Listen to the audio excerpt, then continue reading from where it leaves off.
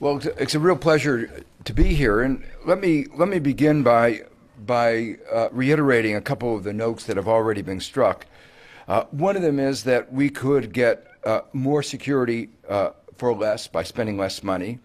A second is that much of the huge spending on defense that is going around the world, it's already been described, has been not only failed to generate security, but much of it has been counterproductive. And the third that Dr. Polk emphasized was that we've been addressing 21st century threats with not only 20th century tools, but also with a 20th century mindset. So if we're going to think about these issues, we want to begin by an analysis of the threats to our security, thinking about the best ways of addressing those threats.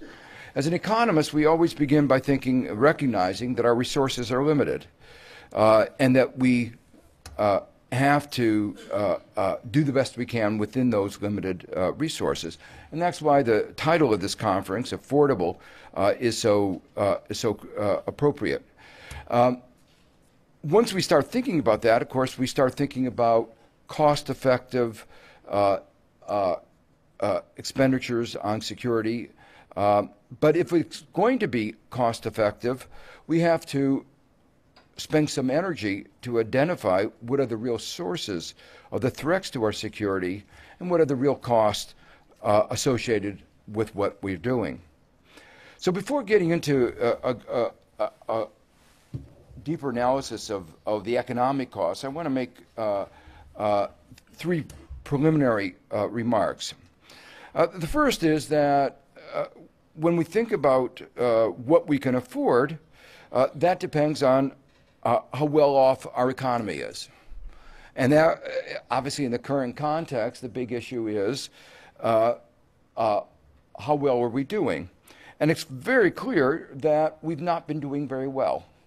And to put it more bluntly, we've been wasting huge amounts of resources in the trillions of dollars, comparable to what we wasted in Iraq and Afghanistan. And the way economists think about this kind of waste is that our resources are not being fully utilized, our human resources, our capital resources. And one can calculate the loss to our economy of this underutilization of our resources in the trillions of dollars. And that's why what's so particularly disturbing is that some of the discussions on the economic agenda are likely to make things worse. The focus on austerity, the focus on cutbacks are in a world, in an economy in which the problem is a lack of effective demand, will actually make the recovery more difficult. We have to remember that the economic downturn was not caused by our deficits, but our deficits were caused by our economic downturn. And the single most important thing to address our deficits, about half of which are due just to the downturn itself, the single most important thing is putting America back to work. The second most important thing is making sure our financial system works better, works like it should, and that doesn't make the kind of mistakes that it made in the years before the crisis. So that's the first preliminary remark, but it's really important because when we ask about what we can afford, it depends on how well our economy is doing. Of course, a lot of the issues of security that we're talking about are not just short run, but long run. And if we address our current problems of the deficit by cutbacks on investments in people and infrastructure and technology, then our economy in the future will be weaker and we'll be able to afford less going forward.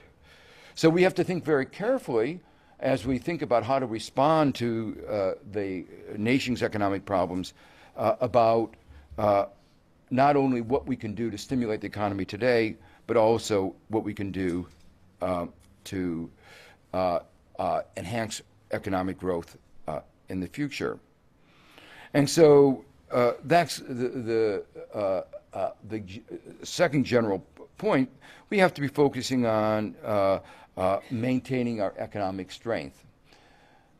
There's a big fallacy that Linda Bilmes and I talk about in our book, that many people think that going to war strengthens an economy. They think about World War II as the way of that we got out of the Great Depression.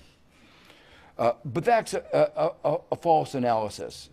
If the government had spent the resources that we had spent on World War II on investments that increased the productivity of our economy would have been even stronger. So that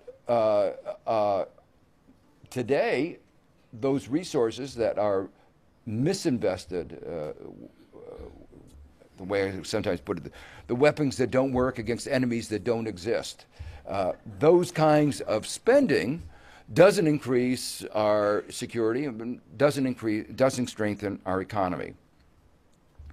The final point I want to raise, preliminary, is when we say affordable, we have to ask affordable to whom?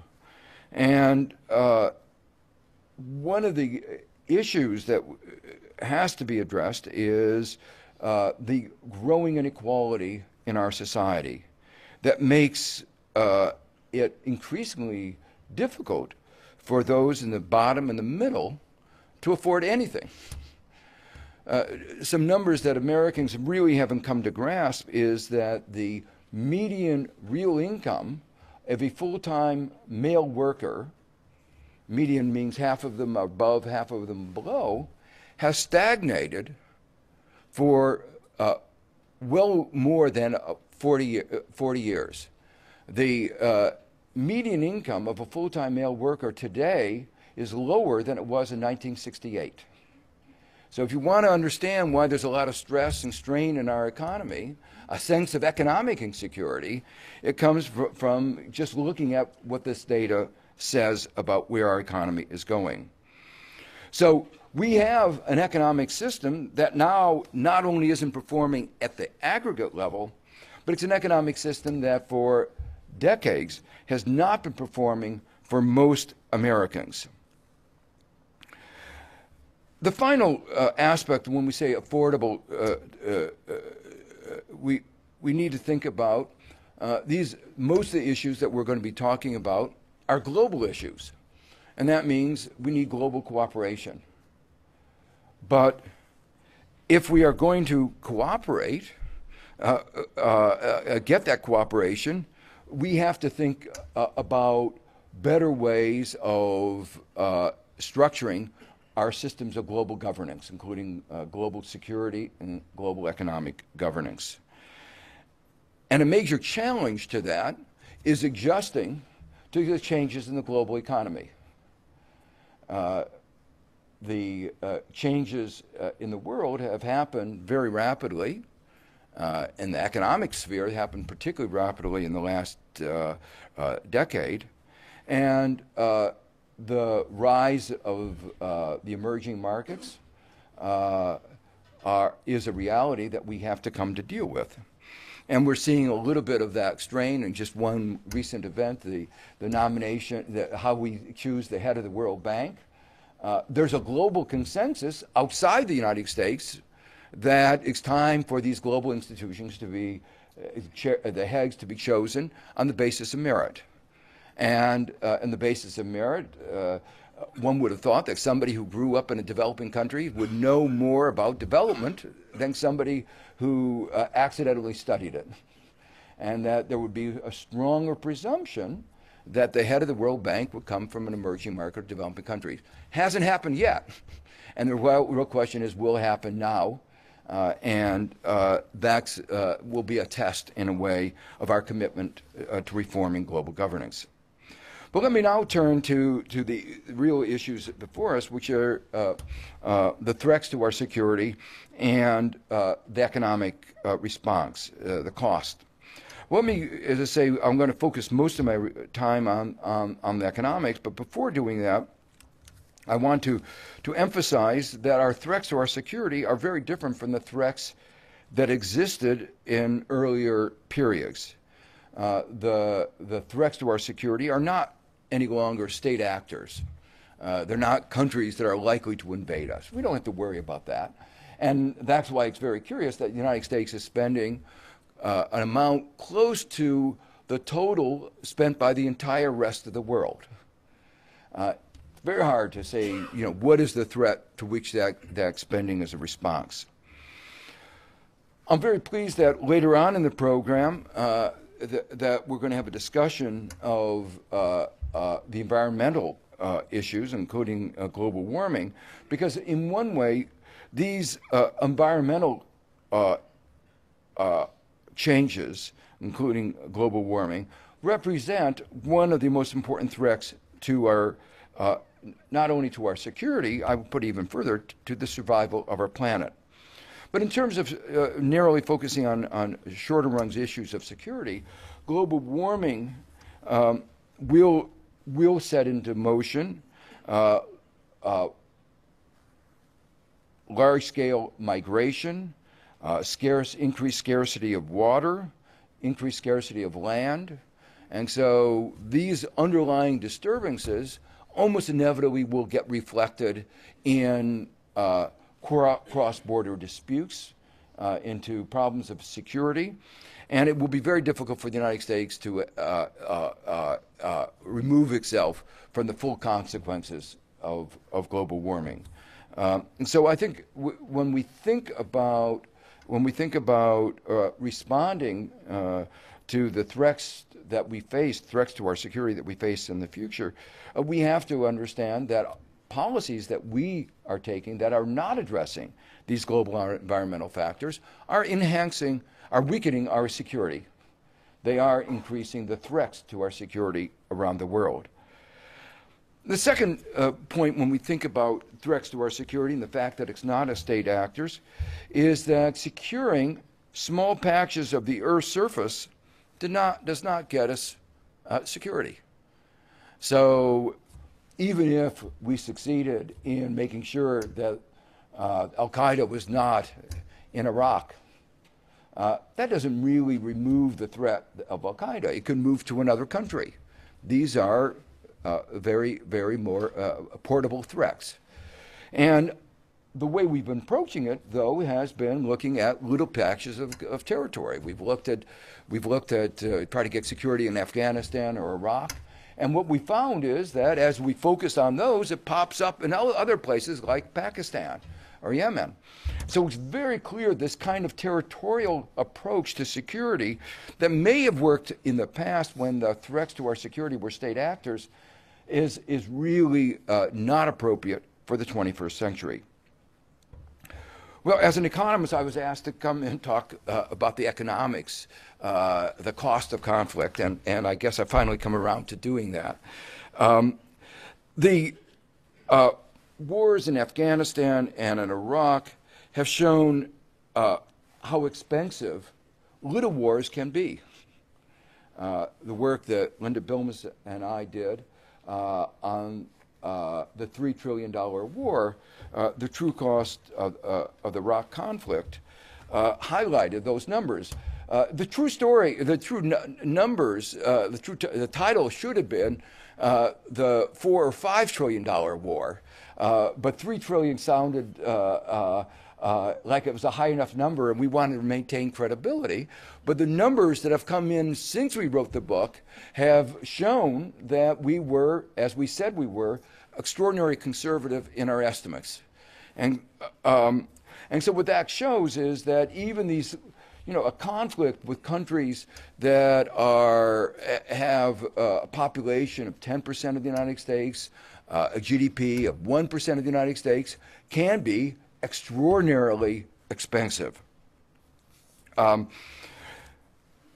These wars, Afghanistan and Iraq, were different from World War II. We were attacked in World War II. We had no choice, but these wars were wars of choice. You can think of them as a project to enhance our security. And whenever you take a project, you ought to look at the benefits, the likelihood of success, and you ought to look at the costs.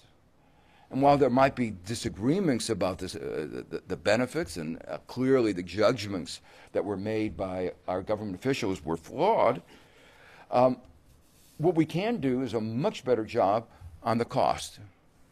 And it was very clear that the numbers that were given on the cost, on the economic cost at the beginning of the war, were vastly out of line with what we eventually spent. I don't know if you remember the kinds of numbers that those in the Bush administration came forward with.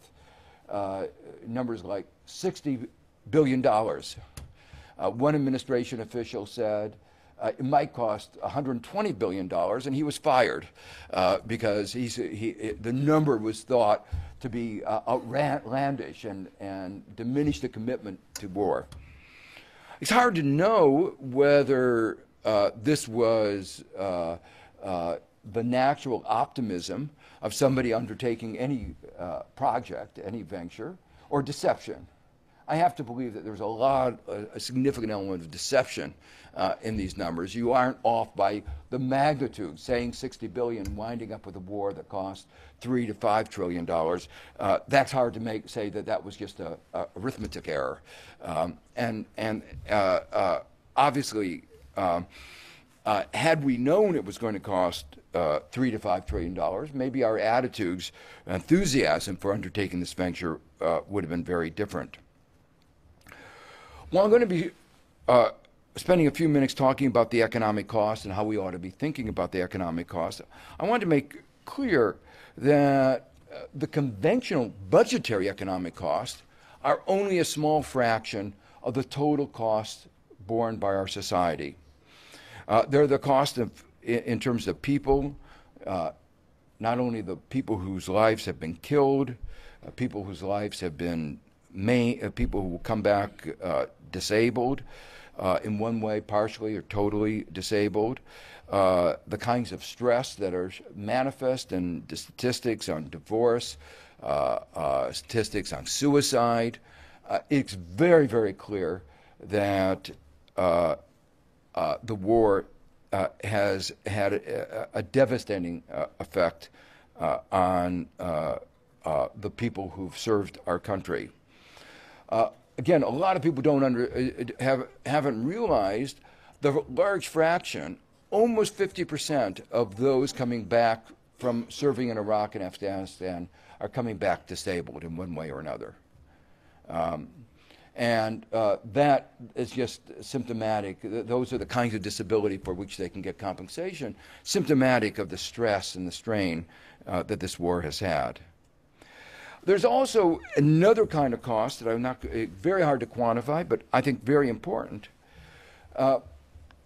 America's influence is partly because of our economic power, which has obviously been diminished, I think, because of the war, but also because of what's sometimes called our soft power, our moral influence. But what we've seen in the conduct of the war have been behaviors, torture, other kinds of behavior that clearly have undermined our soft power. And there's always discussions about how these are unusual, they don't reflect the best of our country, but the fact of the matter is that they are part of every war. They are a predictable, and were predicted, consequence of this war. That when you put people through the kinds of strain that we put them through, doing things that people are not made to do, to kill other people and put under the kinds of stresses that they are put, it is almost inevitable that you get the kinds of abuses, the kinds of things that have happened in these wars in Iraq and Afghanistan. Even more so when you conduct a war that's very unpopular, and that means that, and one where you rely on a volunteer army, and you don't want to pay for that voluntary army, and rather than paying higher wages, what you do is you lower your standards, and when you lower the standards, there are consequences of that. So when when we think about the cost of the war to the United States and the impact on our security, we also have to think about how the war has undermined one of America's real strengths, our moral authority, our soft power. But now to focus more narrowly on the cost in terms of dollars, there are obviously the straightforward budgetary cost. And when we began our book, working on our book, the kinds of numbers that were bandied around were things like $500 billion. That was a lot of money, but just a fraction of the cost, of the total cost. And as we began our work, we became very convinced that there were all kinds of budgetary costs that were not apparent and that we ought to understand better. Some of it was hidden in the Defense Department. If you look at as we were increasing our spending on Iraq and Afghanistan, we were also increasing our spending in the Defense Department. Over a few years, an amount of about $500 to $600 billion. And it wasn't as if the Cold War had started over again. It was hard to figure out where was all this money going. And clearly a significant fraction of that money was money that was going actually to Iraq and Afghanistan, but not directly so. And there are all kinds of costs that would be reflected. The fact that I mentioned before that it was difficult to get people to go into the Army, it meant we had to spend more money to recruit. And that's just one example of additional costs that are clearly associated with the war that didn't go into, quote, the war budgets of Afghanistan and Iraq. But we also discovered that there were lots of other costs that were hidden in other departments of the government. Insurance policies, for instance, for contractors that were hidden in the Labor Department. One of the just interesting things that as we were rooted around in that area, we discovered one of the really bad actors that was taking large amounts in premiums but almost never paying out, always finding some excuse. In the insurance policy they were writing exclusion clauses like, we don't pay if it's a combat death or a conflict. Well, what do you think you're doing if you're sending contractors to Iraq? That's a lot of your deaths are going to be there. Well, guess who the name of that insurance company that was robbing the U.S. government in the years between 2003 and after? Well, it's another company, same company that robbed the U.S. government of $150 billion a little bit later, AIG. So it had been actively involved in, it figured out how to get money from the U.S. government to increase its profits and not really provide what it was supposed to do. But that was just one example of money that was going for Iraq and Afghanistan that was not included in what the U.S. government was telling us the cost of Iraq of those wars. One of the costs sets of costs that are really important and that were not talked about were the costs that would be felt in the future for the healthcare costs, medical costs, and the disability costs of those returning from these wars. I mentioned that close to 50% would be coming back disabled. And obviously that's going to get large medical and large disability payments. This was one area where we had some controversy with the CBO, where they said at the time that we had exaggerated. The numbers that have come out since then have shown again that we were conservative. And the numbers in terms of the present discounted value of these healthcare and disability payments going forward is just short, probably now in excess of $1 trillion. So that's not in our budget. It's not showing up. When we talk about our national debt, we really ought to be including that in our national debt, because these are liabilities that we owe, and it would be outrageous if we didn't honor those liabilities to those who've served their country. One of the problems that we have is that we don't put money aside for those for these medical costs and for the disability payments for those who are serving us. It's a form of, you might call, I don't want to call it deferred compensation, but deferred cost. It doesn't get reflected in our budget. One of the reasons why accounting systems are so important is that if you don't have good accounting systems, you're tempted to do the wrong thing. And that was one of the things that happened in the Iraq and Afghanistan war.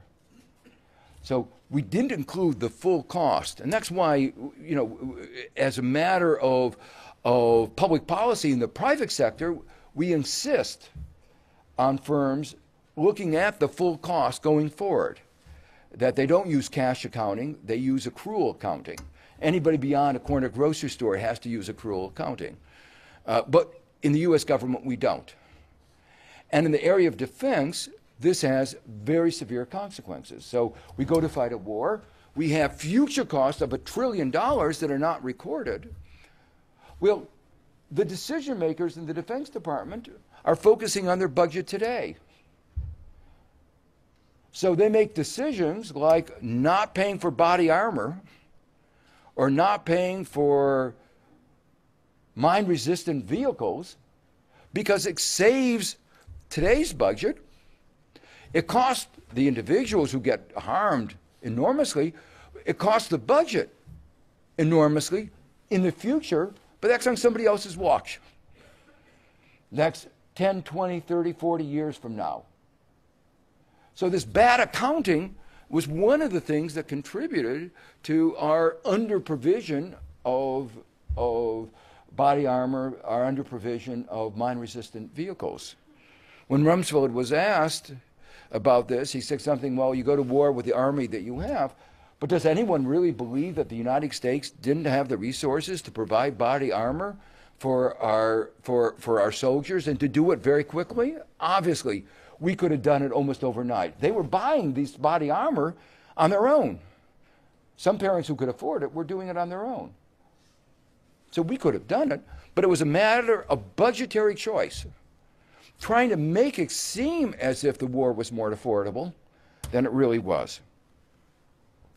Well, that is one set of problems with the way we've accounted for the war.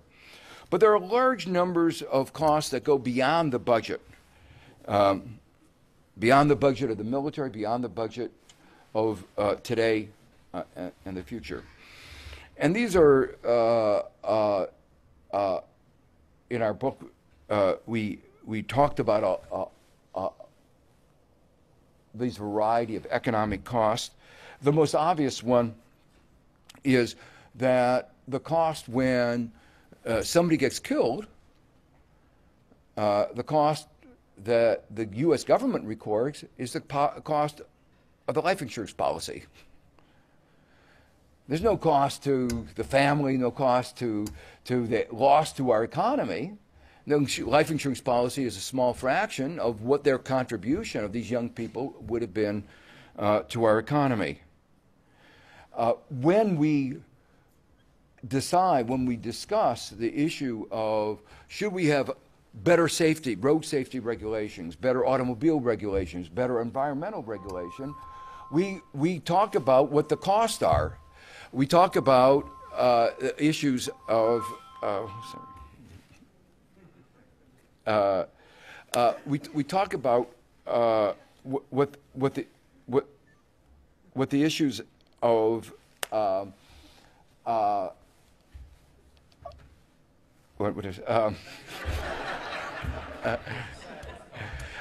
yeah, when we talk about these various kinds of regulations, what we do is we talk about the cost of those regulations and the benefits, and the benefit of these regulations are the number of lives saved. And when we do that, we value those lives. It's an unpleasant task of trying to value the lives, but if we're going to decide on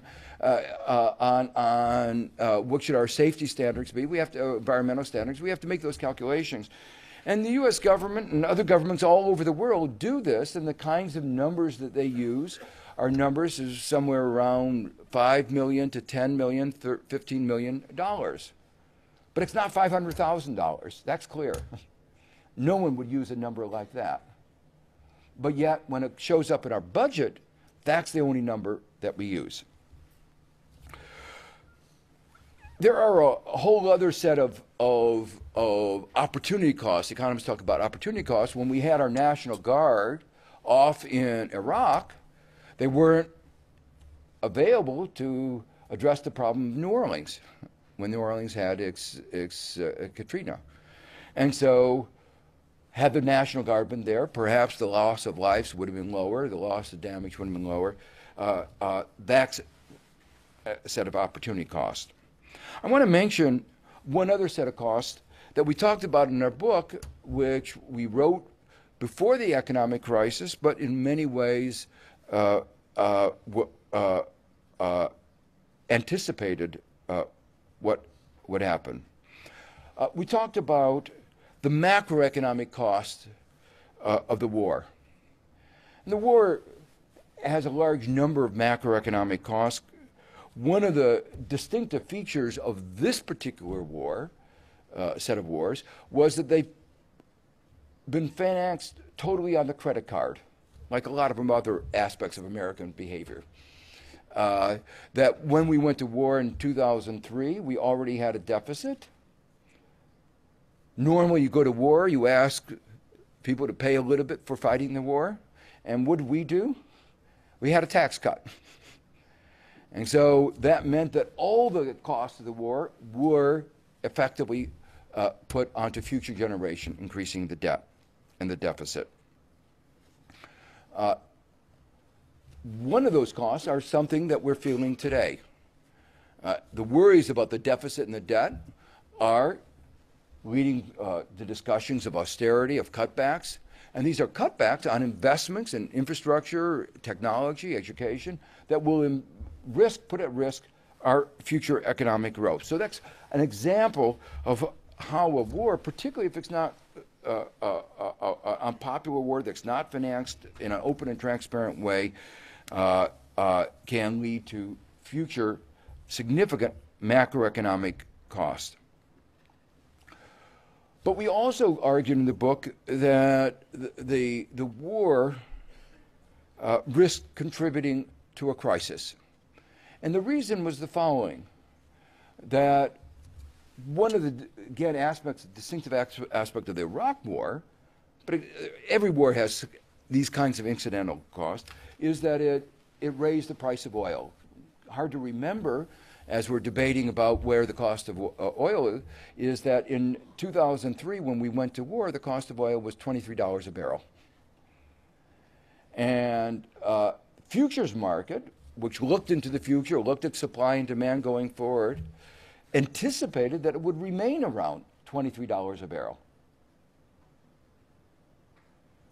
But of course, once we went to war, the major anticipated source of energy was the Middle East. We created a lot of havoc in the Middle East, and the price of oil started rising from $23 a barrel on up. Well, why was that important for our macroeconomy? Well, America was spending huge amounts of money, more than $100 billion extra on importing oil. Well, money that was being spent to import oil was money that was not available to generate strength jobs inside the American economy. And that would have meant that the American economy would have been weak. We would have had unemployment.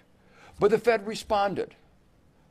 It didn't respond in an intelligent way, but it responded by lowering interest rates, stripping away regulation, and creating a bubble. And it worked for a while.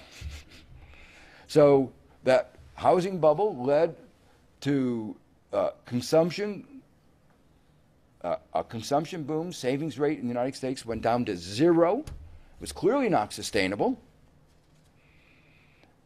The result of that was a real risk to the economy that when the bubble would break, the economy would go into a deep economic downturn.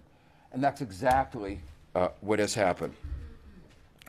So the crisis, in some the war, in some fundamental way, is in part responsible for the crisis, for the downturn that we're in, and it's responsible in a second way because the budget constraints resulting from the high deficits and the high debt are forcing us, the public discussion, to austerity, and rather than having what economists call the counter-cyclical policies that would avoid the economy, we're contracting. And people don't realize that while there's a lot of discussion about austerity, we've already begun it. There are 1 million fewer public employees in the United States than there were before the crisis. So rather than government offsetting the weakness in the private sector, government is amplifying the weaknesses in the public sector. Well, all of this one can say in talking about the war in Iraq, wars in Afghanistan. You can say, well, these are bygones. Economists like to say, bygones are bygones. Let's forget about that. We made a mistake. Why is this relevant for today? Well, the last chapter of our book tries to lay out some of the lessons that we should have learned from these crises, from the war in Iraq and Afghanistan. And I've already described a couple of those lessons. Let me just reiterate. One of them is we need to have a comprehensive accounting of the cost of a war. If we're going to ascertain whether it's affordable or not, whether the benefits are in any way commensurate with the cost that we're going to entail, we have to know what those costs are. We won't know it perfectly, but we need to know a lot better than we did when we went to a war and told it was going to cost $60 billion and winds up costing $3 to $5 trillion. So clearly we could have done a much better job. We need a comprehensive accounting that not only looks at the Defense Department, but looks at all aspects of the U.S. budgetary. But we have to look, and when we look at the budget, we have to look at not only today, but in the future, because it is many of the issues that we're talking about are future costs that we're going to have to pay. So it has to be comprehensive across departments, comprehensive over time, but we also have to look at the costs that go beyond the narrow budgetary cost, because those broader costs to our society can be huge, and they were huge in these wars. Some of these costs we won't be able to quantify. They're very difficult to talk about. But at least we should try to enumerate them so that we're aware of the cost to our society of these kinds of approaches to getting more security. From the budgetary point, I think it's important for us to set aside money that we know that we're going to have to bear in the future. We require firms who announce that they're going to have a retirement account to set aside money for the retirees of their employees. We know that we're going to have these budgetary costs for disability, for health care, for our returning servicemen and women. We ought to be setting that money aside. If we did that, we would have a greater sense of what this particular approach to getting security is costing us, and I think that might actually lead us to think differently about how we want to get the security that our country wants and needs. So let me just end by saying that I think this conference, by focusing on these broader issues of security, by recognizing that the kinds of approaches to security that we've had, the war typified by Iraq and Afghanistan, but also by our continuing spending on the Cold War it's over, in case anybody didn't know. That kind of spending is not enhancing our security, and that it really is time for, to use the expression, a reset, to really think about what our real security needs are and how we can best use our limited resources to enhance our security. Thank you. We have time, I guess, for a few questions. Is that right? Absolutely. No? Yes. He says yes. Okay.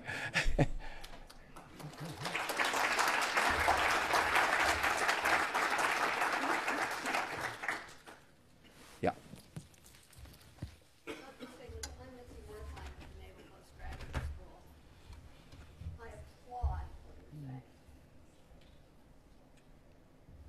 I don't know how you get there unless we get people to think in terms of systems and complexity.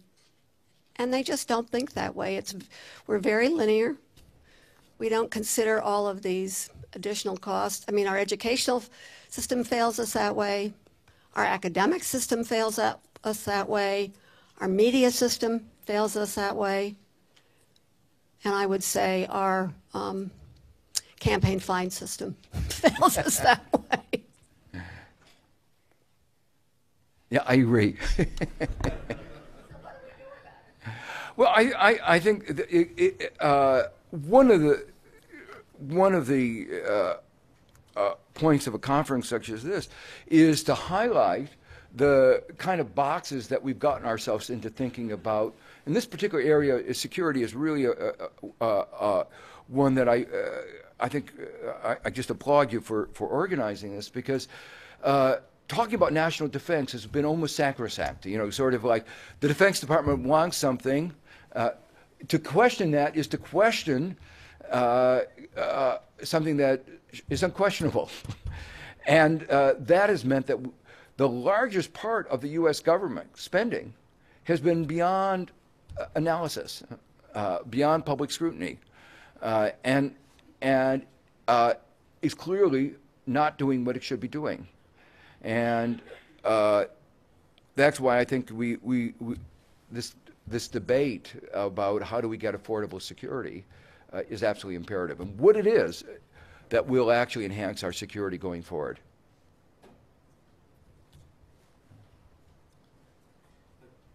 I'm David King from the School of Enterprise and the Environment at Oxford, and your book and your presentation, wonderful in terms of the costings, and a real eye-opener and very important for all governments to take into account, including my own. What about the benefits? You don't mention an analysis either prior to the war or after the war of the benefits, and I'm suggesting there that perhaps the reasons for the war also need to be looked at. What were the potential benefits to those who were in favor? Was this the first of the 21st century resource wars? Was this a war about securing oil? I went into the White House at the behest of my Prime Minister in 2001 to argue the case for action on climate change. And what I was arguing for in terms of action was looking for alternatives to oil that would be available within our economies. I was told in the clearest possible terms that any action in that direction would damage the American economy. And a few years later, we had them embarking on a war that apparently cost $3 to $5 trillion. If I had been given 1/20th of that sum of money, I could have defossilized the American economy. Do you think that is the benefit that was seen, access to secure oil into the future? Well, let me just say, the reason in our book, we focused mostly on the cost is because we thought that was an area where we could get almost unanimity. You know, that's not a question of controversy. The benefit side is more controversial, and we did have a little bit of discussion.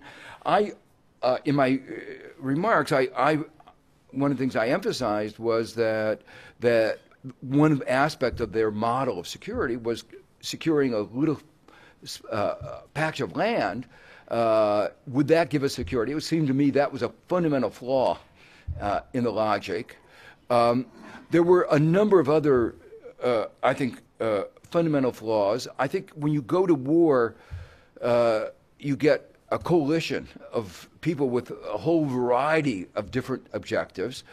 But I think the point you're making is, among that, you want to ask, in whose interest is it to go to war? Because we know that it's not in the interest of the kids that are going to be killed.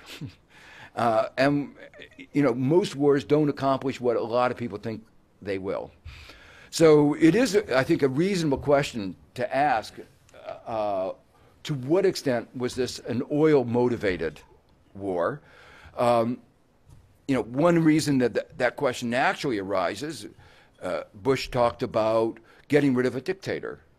Well, you look around the world, there are a lot of nasty dictators in the world. And if I were going to have a, you know, a dictator eradication program, you know, and I might support that, I would want to make some judgments about who are the worst dictators. You know, and you might say, in a cynical way, cost-benefit. How many people's lives do we save per dollar spent by eradicating one dictator versus another? And I think, you know, Saddam's pretty bad, but I don't think he makes at the very top of the list of the worst dictators. And that leads you to ask the question, was there something else going on? And obviously oil is a particular example. There'll be some discussion later, I think Linda will talk about a little bit about some of the people who actually wound up getting a lot of the money. You know, where did that $3 trillion go? And some of that obviously went into the pockets of some people who did well by the war, and Halliburton's name obviously is one example. So I think it is important when we think about not only the cost side but also the benefit side, and to have a more analytic approach to these issues of what are the alleged benefits, what are the likelihood that we'll get them.